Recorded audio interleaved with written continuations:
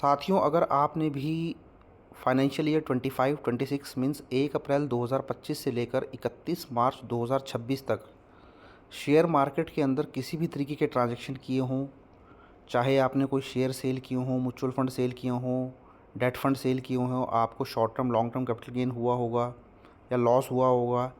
इसके अलावा इंट्राडे किया हो, फ्यूचर एंड ऑप्शन किया हो, आपको डिविडेंड की इनकम रिसीव हुई हो, तो किसी भी तरीके का शेयर मार्केट का ट्रांजैक्शन अगर आपने किया है तो इसके लिए आपको इनकम टैक्स रिटर्न फाइल करते हुए कौन सा फॉर्म चूज़ करना पड़ेगा। मींस ITR 1 फाइल करें या ITR 2 फाइल करें, ITR 3 फाइल करें, ITR 4 फाइल करें, कौन सी ITR आप फाइल करेंगे किस तरीके की इनकम के लिए, इस वीडियो के अंदर मैं आपको बताने वाला हूँ।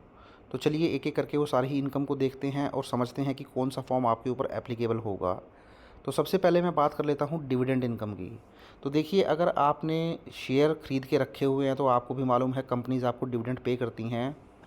तो अगर आपको डिविडेंड की इनकम रिसीव होती है तो डिविडेंड इनकम के लिए आपकी देखिए इनकम फ्रॉम अदर सोर्सेज ही मानी जाती है।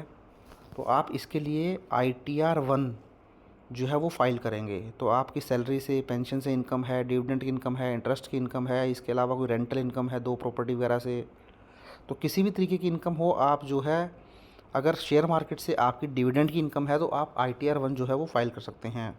इसके अलावा एक मैंने ऑलरेडी डिटेल्ड वीडियो बनाया हुआ है कि ITR 1 से लेकर ITR 7 तक कब कब आपके ऊपर एप्लीकेबिलिटी होती है। अगर आपके शेयर मार्केट के ट्रांजैक्शन के अलावा भी दूसरे ट्रांजैक्शन है तो उसके ऊपर मैंने डिटेल्ड वीडियो बनाया है। उस वीडियो का लिंक मैं नीचे दे दूँगा, आप जाएँ और देख लें।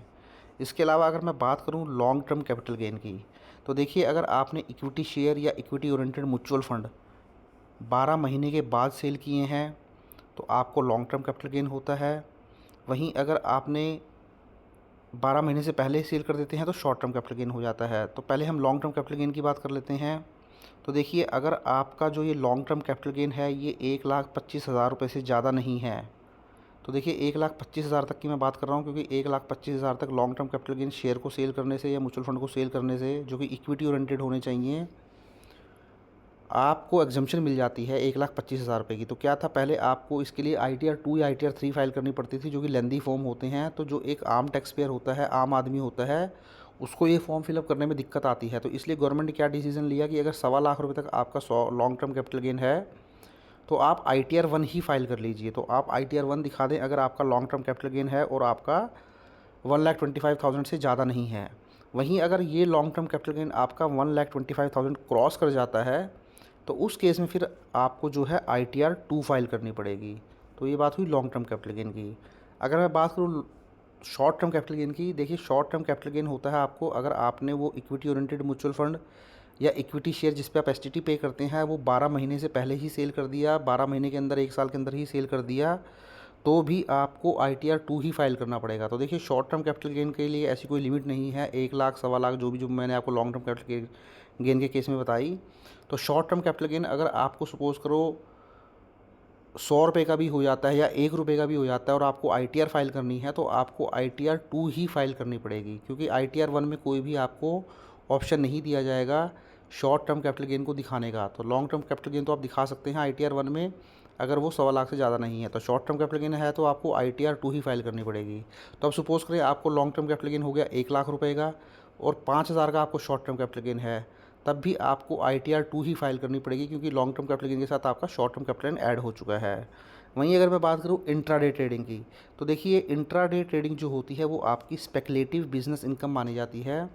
तो इंट्राडे ट्रेडिंग के लिए आपको क्या होता है, ITR 3 जो है वो फाइल करनी पड़ती है। आप ITR 1 और ITR 2 फाइल नहीं कर पाएंगे, क्योंकि ITR 3 जैसे कि मैंने आपको बताया आपकी बिज़नेस इनकम है, तो बिज़नेस इनकम के केस में आपकी ITR 3 फाइल होगी।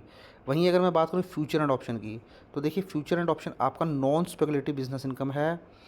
इसके लिए भी आपको ITR 3 ही फाइल करनी है, क्योंकि ये भी आपका जैसे एक नॉर्मल बिज़नेस होता है, नॉर्मल बिज़नेस में आप बुक्स वगैरह मेंटेन करते हैं, आप ITR 3 फाइल करते हैं, तो इसके लिए भी ITR 3 ही फाइल करेंगे।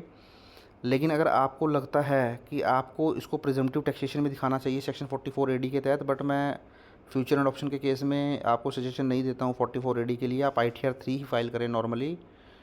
बट अगर आपके ऊपर प्रेजेंटिव एप्लीकेबल होता है तो उस केस में फिर आप ITR 4 फाइल कर सकते हैं, क्योंकि आपकी हो सकता है कोई और अदर इनकम्स भी हो फ्यूचर एंड ऑप्शन के साथ साथ कोई आपका कोई बिज़नेस हो सकता है, किसी भी तरीके का, ग्रोसरी हो सकती है, कोई मेडिकल शॉप हो सकती है, जहाँ पर आप प्रिजम्पटिव बेसिस पे इनकम दिखाना चाहते हैं, तो आप ITR 4 फाइल कर सकते हैं। वैसे ये जो प्रिजम्पटिव का ऑप्शन आता है ये ITR 3 में भी आता है, तो आप ITR 3 को भी फाइल कर सकते हैं, वहाँ दोनों ऑप्शन आपको मिल जाते हैं। वहीं अगर मैं बात करूँ, देखिए अब इस तरीके से हमने सारे ही जो है चीज़ों को डिस्कस कर लिया।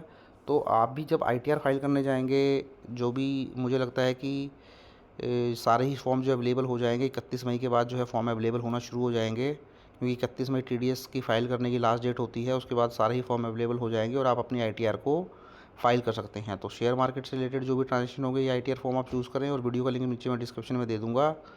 ITR फाइलिंग जैसे ही स्टार्ट होगी, मैं वीडियोज़ अपलोड करना शुरू कर दूँगा, तो आप वहाँ से हेल्प ले सकते हैं अपनी ITR फाइल करने के लिए। Thank you very much.